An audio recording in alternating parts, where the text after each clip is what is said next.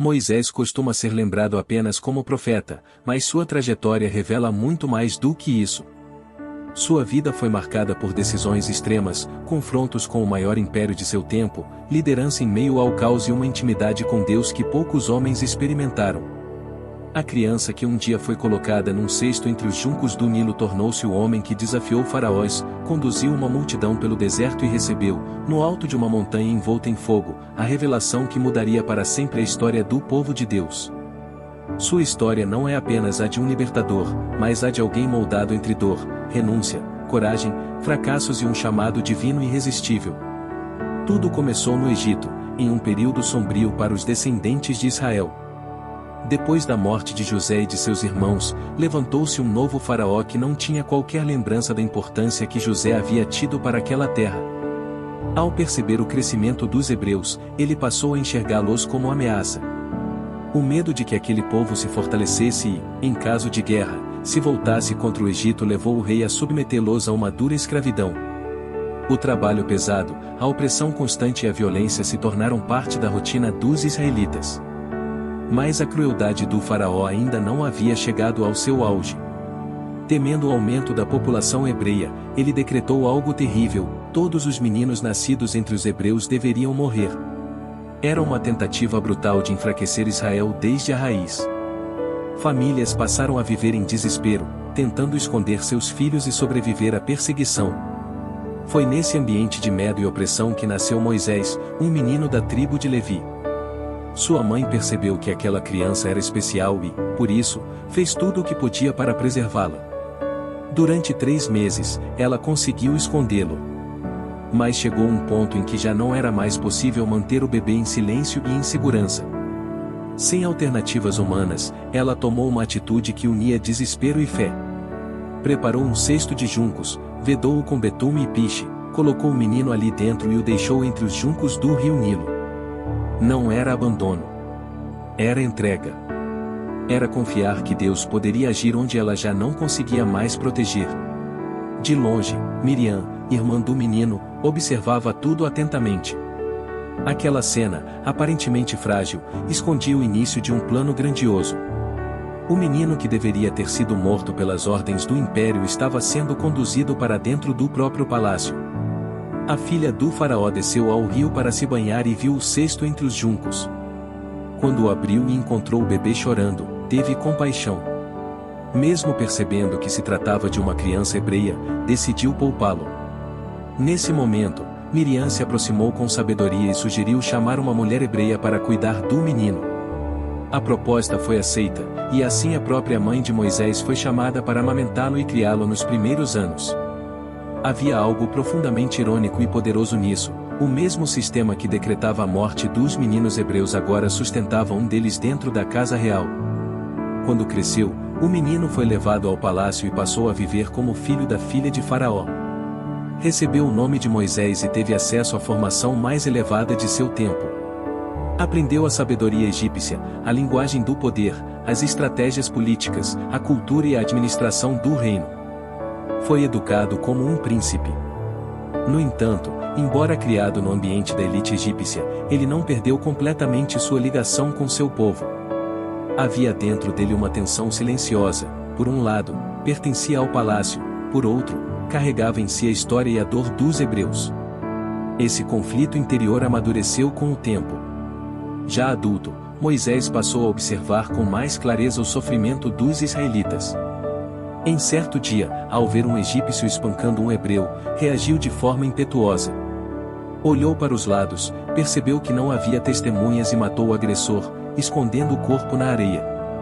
Foi um gesto movido por indignação, mas também pela precipitação. Moisés queria justiça, mas ainda não havia compreendido o modo de agir de Deus. No dia seguinte, ao tentar apartar uma briga entre 2 hebreus, ouviu uma frase que o abalou: quem o havia constituído juiz sobre eles? E mais, perguntaram se ele pretendia matá-los como matara o egípcio. Naquele instante, Moisés percebeu que seu ato havia sido descoberto. Com medo da reação de Faraó, fugiu do Egito e foi para a terra de Midian. O homem que antes vivia no centro do poder agora se tornava fugitivo. Em Midian, sentou-se junto a um poço e presenciou outra situação de injustiça. Algumas moças, filhas de um sacerdote chamado Reuel, também conhecido como Jetro, tentavam dar água ao rebanho, mas eram afastadas por pastores. Moisés interveio e as ajudou. Esse gesto abriu caminho para uma nova fase em sua vida. Ele foi acolhido por Jetro, casou-se com Zípora e passou a viver como pastor. O antigo príncipe aprendeu a lidar com a solidão, o silêncio e a disciplina do deserto. Esse período, que poderia parecer um afastamento sem propósito, era na verdade uma preparação. Moisés deixou para trás a agitação do palácio e foi treinado na paciência. Aprendeu a conduzir rebanhos antes de conduzir uma nação. Conheceu a dureza da terra seca antes de atravessar com o povo regiões áridas. Durante muitos anos, permaneceu em anonimato, enquanto no Egito os hebreus continuavam sofrendo. Mas Deus não havia se esquecido deles. O clamor do povo subia diante do Senhor, que se lembrava da aliança feita com Abraão, Isaque e Jacó. O tempo da intervenção divina se aproximava. Certo dia, enquanto pastoreava o rebanho de Jetro nas proximidades do Monte Horebe, Moisés viu algo extraordinário: uma sarça ardia em fogo, mas não era consumida. Aquilo quebrou a lógica natural e despertou sua atenção. Quando se aproximou, ouviu a voz de Deus chamando-o do meio da chama. Seu nome foi pronunciado 2 vezes, e Moisés respondeu. Então recebeu a ordem de tirar as sandálias dos pés, porque o lugar onde estava era santo.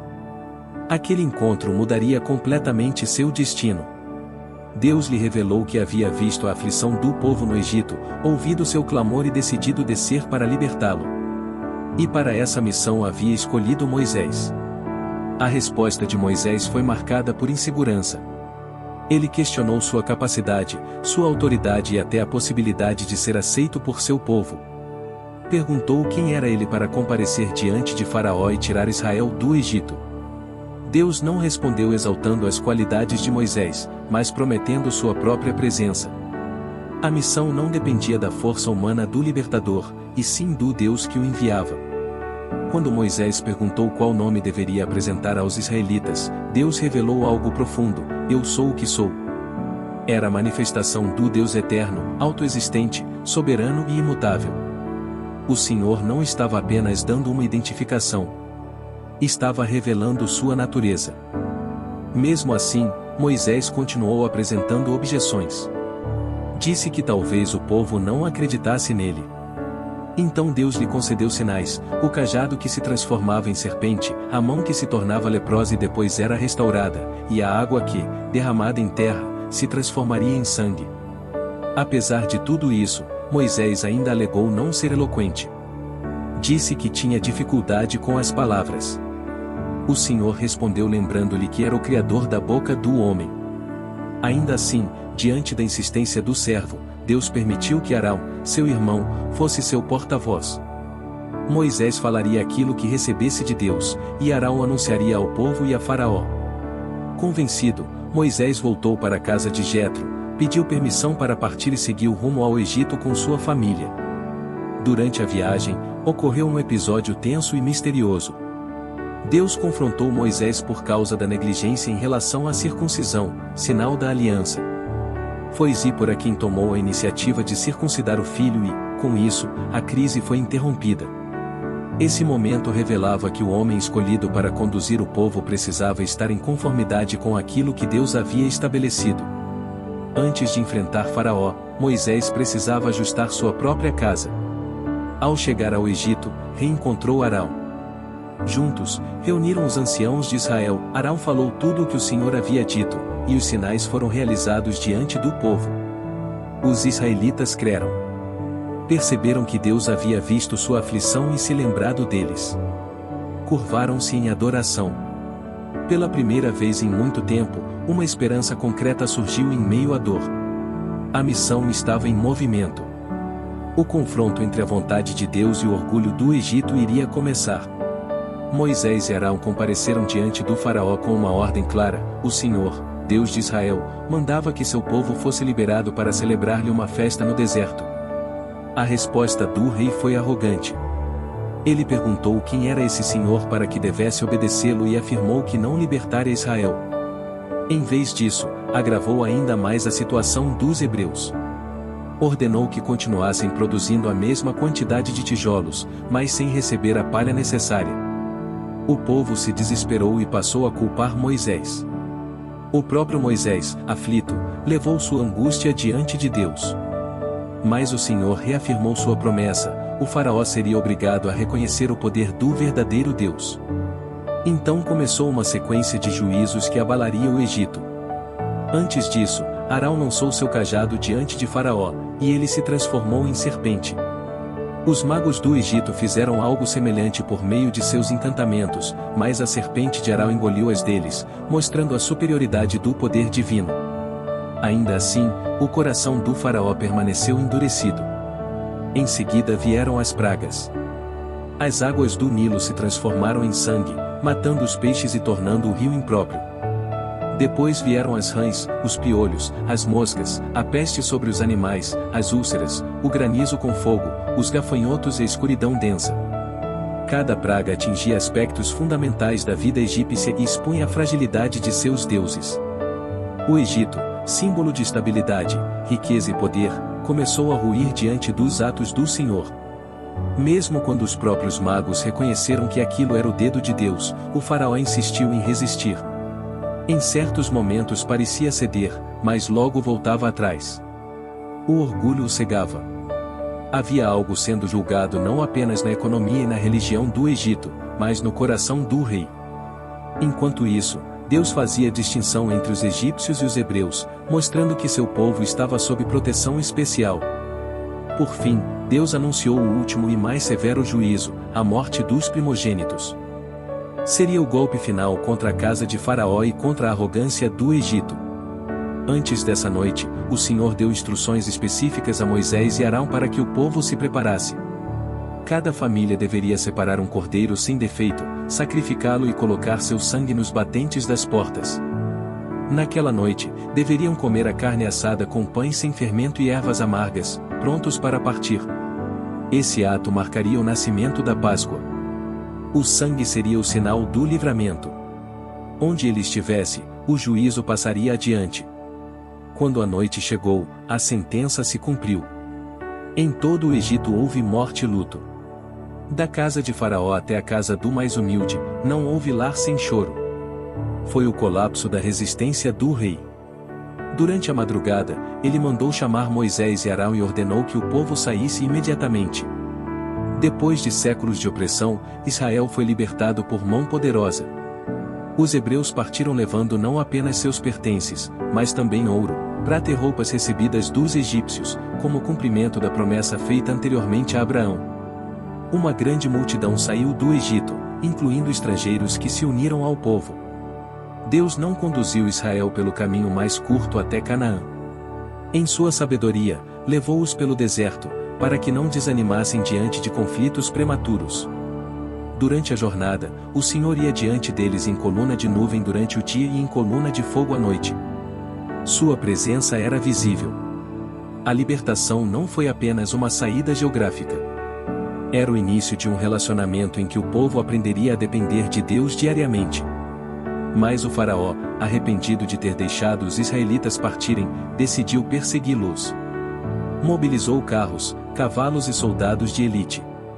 Quando o povo viu o exército egípcio se aproximando enquanto estava acampado diante do mar, entrou em pânico. A liberdade parecia prestes a terminar antes de realmente começar.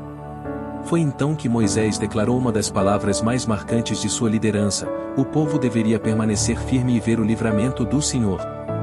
Deus mandou que ele estendesse a mão sobre o mar. As águas se abriram, formando paredes dos dois lados, e Israel passou em seco pelo meio do mar. Os egípcios tentaram atravessar também, mas foram lançados em confusão. As rodas dos carros emperraram, e o exército perdeu o controle. Quando os israelitas terminaram de atravessar, Moisés estendeu novamente a mão, e as águas voltaram ao seu lugar. O exército inimigo foi destruído. Aquilo representou a derrota definitiva da antiga opressão. Do outro lado do mar, o povo cantou. Miriam conduziu as mulheres com tamborins, e o cântico de Moisés celebrou o Senhor como guerreiro e salvador. O Egito havia ficado para trás. uma nova etapa começava. No entanto, a libertação não resolveu instantaneamente as fraquezas do coração humano. Logo no deserto surgiram as primeiras murmurações. Após 3 dias sem encontrar água, o povo chegou a Mara, mas a água era amarga. Moisés clamou, e Deus lhe mostrou um pedaço de madeira que, lançado nas águas, as tornou próprias para beber. Mais adiante, em Elim, encontraram fontes e palmeiras. Mas pouco depois a fome se tornou um novo motivo de queixa. O povo começou a idealizar o Egito, esquecendo-se da escravidão. Deus respondeu enviando maná pela manhã e codornizes à tarde. Ensinou-os a colher apenas o necessário para cada dia, e em dobro na véspera do sábado. Queria formar neles dependência e confiança. Outra vez faltou água, agora em Refidim. O povo contendeu com Moisés, acusando-o de tê-los tirado do Egito para morrerem de sede. Deus ordenou que Moisés ferisse a rocha, e dela saiu água em abundância. O deserto se tornou escola. A cada crise, Deus revelava sua fidelidade, enquanto o povo revelava sua dificuldade de confiar. Foi nesse mesmo período que os amalequitas atacaram Israel. Moisés enviou Josué para liderar a batalha, enquanto ele subiu ao monte com Arão e Hur. Quando Moisés mantinha as mãos erguidas, Israel prevalecia, quando as abaixava, o inimigo avançava. Arão e Hur sustentaram seus braços até o fim da batalha. Assim, Josué venceu. Depois disso, Moisés ergueu um altar e o chamou de "O Senhor é minha bandeira". Mais tarde, Jetro veio ao encontro de Moisés trazendo Zípora e os filhos. Após ouvir tudo o que Deus havia feito, glorificou ao Senhor. Observando a rotina do genro, percebeu que Moisés estava sobrecarregado ao julgar sozinho todas as causas do povo. Então lhe deu um conselho sábio: delegar responsabilidades a homens capazes, íntegros e tementes a Deus. Moisés aceitou e organizou líderes sobre milhares, centenas, 50 e dezenas. Essa estrutura aliviou seu fardo e deu ordem ao povo. A nação começava a ser moldada não apenas como um grupo de ex-escravos libertos, mas como uma comunidade organizada diante de Deus. 3 meses após a saída do Egito, os israelitas chegaram ao Sinai. Ali aconteceu um dos momentos mais grandiosos da história bíblica. Deus chamou Moisés ao monte e declarou que, se o povo obedecesse à sua voz e guardasse sua aliança, seria sua propriedade particular entre todas as nações, um reino de sacerdotes e uma nação santa. O povo respondeu que faria tudo o que o Senhor dissesse. Então Deus ordenou que se preparassem durante 3 dias. Deviam santificar-se, lavar as vestes e respeitar os limites do monte.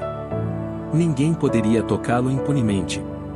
No 3º dia, o Sinai foi coberto por trovões, relâmpagos, nuvens espessas e som crescente de trombetas. O monte fumegava porque o Senhor descera sobre ele em fogo. A terra tremia. O povo estremecia. Moisés subiu, e Deus começou a entregar as palavras da aliança. Os 10 mandamentos revelavam o caráter santo de Deus e o padrão para a vida do povo. Eram orientações sobre adoração exclusiva, reverência, honra, moralidade, justiça e verdade. Diante daquela manifestação, o povo teve medo e pediu que Moisés falasse com Deus em seu lugar. Depois disso, Moisés subiu novamente ao monte para receber as tábuas de pedra escritas pelo dedo de Deus, além de instruções detalhadas sobre o tabernáculo, o sacerdócio e as leis que deveriam reger a vida da comunidade. Durante 40 dias e 40 noites permaneceu na presença do Senhor. No entanto, no acampamento, o povo mostrou sua instabilidade espiritual. Com a demora de Moisés, pressionaram Arão a lhes fazer um Deus visível. Arão recolheu o ouro do povo e moldou um bezerro. Então disseram: "Este é o teu Deus, ó Israel, que te tirou da terra do Egito." Seguiram-se festas, sacrifícios e corrupção. No alto do monte, Deus revelou a Moisés o que estava acontecendo e falou em destruir o povo. Moisés intercedeu. Apelou para as promessas feitas aos patriarcas e para a honra do nome de Deus diante das nações. Quando desceu e viu a idolatria com os próprios olhos, encheu-se de indignação. Quebrou as tábuas, destruiu o bezerro, reduziu o pó e confrontou Arão. Os levitas se colocaram ao lado do Senhor, e naquele juízo cerca de 3.000 homens morreram. No dia seguinte, Moisés voltou a interceder, chegando a oferecer a própria vida em favor do povo. Deus não os exterminou, mas o episódio deixou claro o abismo entre a santidade divina e a infidelidade humana. A partir de então, Moisés armou a tenda da congregação fora do arraial, e ali encontrava-se com Deus. A Escritura retrata essa comunhão de forma impressionante. O Senhor falava com Moisés como alguém fala com seu amigo. Mesmo assim, Moisés não se acomodou. Clamou para que a presença de Deus continuasse com o povo, afirmando que sem ela não haveria motivo para prosseguir. Desejou ainda mais e pediu para ver a glória divina. Deus respondeu que faria passar diante dele a sua bondade e proclamaria o seu nome, mas deixou claro que ninguém poderia ver plenamente sua face e sobreviver. Depois do bezerro de ouro, Deus mandou que Moisés preparasse 2 novas tábuas de pedra. Ele subiu novamente ao Sinai, e ali o Senhor se revelou proclamando seu nome, compassivo, misericordioso, paciente, grande em fidelidade e amor, mas também justo. Foi a renovação da aliança. Deus reafirmou seus estatutos e chamou o povo à santidade e à separação das práticas idólatras das nações vizinhas. Moisés permaneceu novamente 40 dias no monte, sem comer nem beber. Quando desceu, seu rosto brilhava de tal forma por causa da presença divina que o povo temia aproximar-se. Por isso, ele passou a usar um véu diante deles. Com a aliança renovada, Moisés reuniu o povo para a construção do tabernáculo, o santuário móvel que simbolizaria a habitação de Deus no meio de Israel. O povo respondeu com generosidade impressionante. Trouxe ouro, prata, bronze, tecidos, madeira, peles e toda espécie de material necessário. A contribuição foi tão abundante que Moisés precisou ordenar que parassem. Deus havia separado artesãos capacitados, como Bezalel e Eliabe, para conduzir a obra com sabedoria.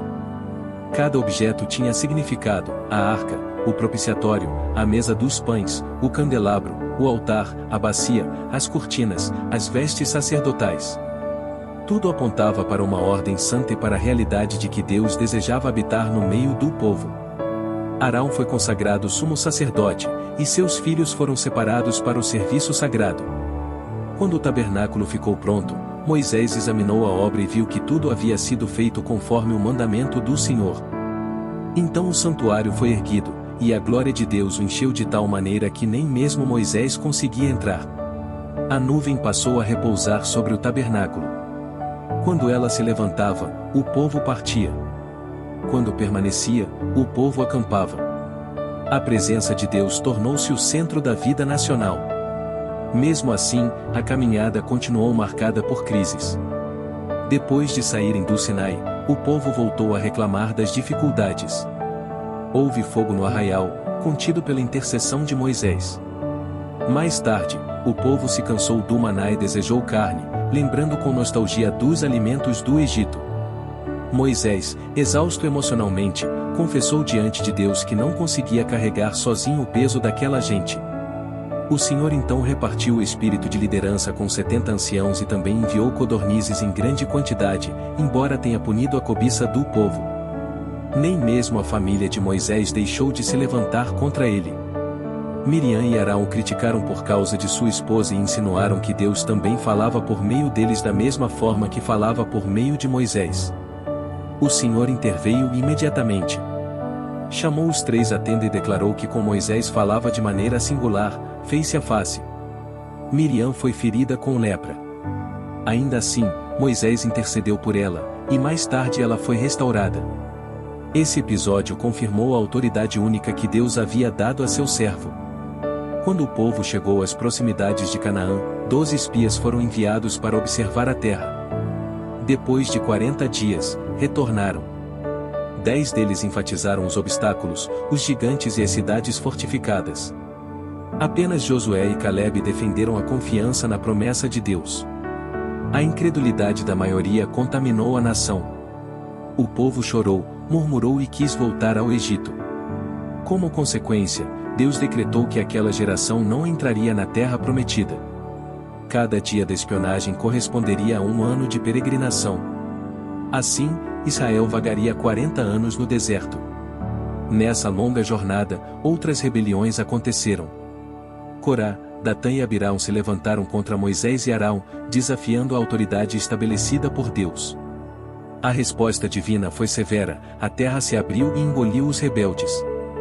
Depois, a vara de Arão floresceu, confirmando de maneira visível quem havia sido escolhido pelo Senhor. Apesar de tantos ataques, Moisés continuou perseverando. Sua liderança exigia paciência extraordinária, fé constante e disposição contínua para interceder por um povo que frequentemente o rejeitava. Ainda assim, Moisés não terminou sua jornada sem falhas. Em Meribá, quando o povo novamente reclamou por falta de água, Deus lhe ordenou que falasse à rocha. Tomado pela indignação, Moisés falou de modo duro e feriu a rocha 2 vezes. A água saiu, mas ele desobedeceu ao Senhor e não o santificou diante do povo. Como consequência, ouviu de Deus que não entraria na terra prometida. Foi uma sentença pesada. O homem que havia conduzido Israel por tantas décadas pisaria apenas com os olhos naquilo que aguardou por tanto tempo. Nos momentos finais de sua vida, Moisés subiu ao Monte Pisga. Dali contemplou a terra prometida em toda a sua extensão. Deus lhe mostrou o cumprimento da promessa, embora não lhe permitisse entrar. Com 120 anos, sua visão ainda era nítida, e seu vigor permanecia. Então morreu ali. A Escritura afirma algo singular: o próprio Deus o sepultou, e ninguém jamais soube o local de sua sepultura. O desaparecimento de seu corpo envolveu sua morte em mistério. Mais tarde, o Novo Testamento menciona que o arcanjo Miguel disputou com o diabo a respeito do corpo de Moisés. A passagem é breve, mas sugere uma batalha espiritual em torno do legado desse servo de Deus. Muitos entendem que Satanás desejava transformar o corpo de Moisés em objeto de idolatria ou instrumento de desvio. Seja como for, a disputa aponta para a importância singular de sua história e para o cuidado divino sobre aquilo que lhe pertencia. Séculos depois, Moisés reaparece na transfiguração de Jesus, ao lado de Elias. O homem que morreu sem entrar em Canaã é visto em glória junto ao Messias. Isso mostra que sua história não terminou num monte isolado. Seu destino ultrapassou a própria morte. Aquele que guiou o povo antigo aparece agora ligado à revelação do Filho de Deus. Sua vida foi mais do que uma missão terrestre. Foi parte de um plano eterno. A história de Moisés continua impactando gerações porque fala de liderança, intimidade com Deus, coragem diante de sistemas opressores, disciplina no deserto e responsabilidade espiritual. Ele enfrentou Faraó, viu o mar se abrir, ouviu a voz de Deus no fogo, recebeu a aliança no Sinai, intercedeu por um povo rebelde e suportou o peso de liderar em meio a murmurações constantes. Também errou, sofreu consequências, e ainda assim, terminou sua jornada com honra. Poucos homens na Bíblia se aproximaram tanto de Deus quanto ele. Sua vida nos confronta com perguntas profundas. O que ainda nos prende ao nosso próprio Egito? Quantas vezes queremos os milagres de Deus, mas resistimos ao processo do deserto? Quantas vezes agimos com impulsividade, como Moisés no início, ou com irritação, como em Meribá? E quantas vezes somos chamados a depender não da nossa força, mas da presença do Senhor? Moisés não foi apenas personagem de uma antiga narrativa. Ele se tornou o exemplo vivo de que Deus transforma frágeis instrumentos humanos em canais de libertação, aliança e revelação. Sua jornada permanece como convite à fé, à obediência e à coragem de seguir a voz de Deus até o fim. Se você aprendeu lições valiosas, já deixa seu like, se inscreve no canal e ativa o sininho para não perder as próximas novidades. Deus te abençoe, até mais.